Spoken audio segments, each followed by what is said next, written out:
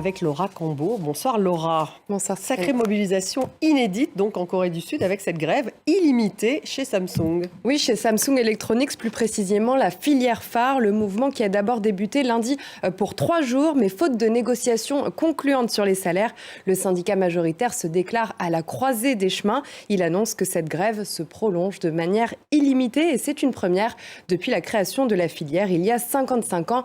Les explications de Jade Lévin. Quel est l'impact de cette grève ? Bien, selon les syndicats, je cite, plus la grève durera, plus la direction souffrira. Il est vrai qu'elle tombe à un très mauvais moment pour les dirigeants. Déjà, puisque Samsung Electronics organise dans ce moment même une conférence mondiale.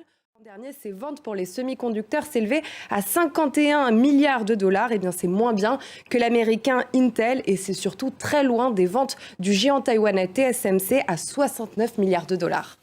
Ce conflit est hautement symbolique car Samsung est un des poids lourds de l'économie de Corée du Sud. Oui, avec un chiffre d'affaires de 228 milliards de dollars, soit environ 15% du PIB sud-coréen. Ce qui fait de Samsung le premier conglomérat et l'une des fiertés nationales. C'est notamment le premier vendeur de smartphones au monde devant Apple. Une grève à durée illimitée marque une nouvelle histoire, une nouvelle étape dans l'histoire de l'entreprise. Oui, revenons sur cette histoire. Samsung Electronics a été fondée en 1969 et son premier PDG avait déclaré qu'il n'autoriserait jamais les syndicats. Et ensuite, le nombre de syndiqués a explosé. Ils sont 3 fois plus nombreux en à peine 6 mois.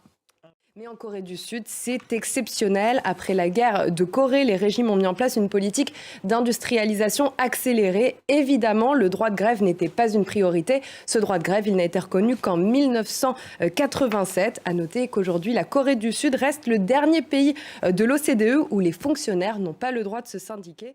Merci beaucoup Laura. Voilà ce qu'on pouvait dire donc en économie sur cette grève chez Samsung.